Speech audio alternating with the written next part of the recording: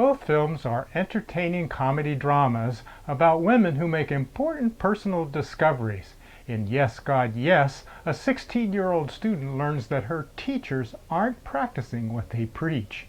And in I Used to Go Here, a 35-year-old woman realizes that she has a lot more growing up to do. Get in here. I'm not pregnant. Gillian Jacobs is Kate, a just-published 35-year-old novelist whose life is falling apart. The book tour for her novel has been canceled, 3 of her friends are pregnant, and her fiancé has broken up with her. So when the college writing teacher she had a crush on invites her to do a reading on campus, she jumps at the chance and even visits the house where she lived during her college years. Hey, did they used to call this the Writers' Retreat back then?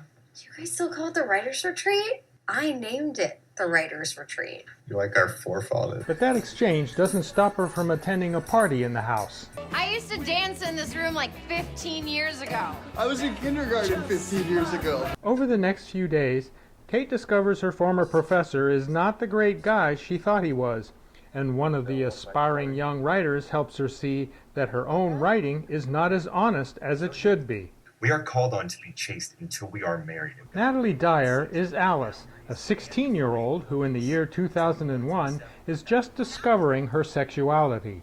But the priest who leads the retreat she's on makes her feel that any kind of sex means eternal damnation. And remember, God is always watching. What makes life even harder for the innocent Alice is that her classmates are spreading a totally false rumor about her having sex with another girl's boyfriend.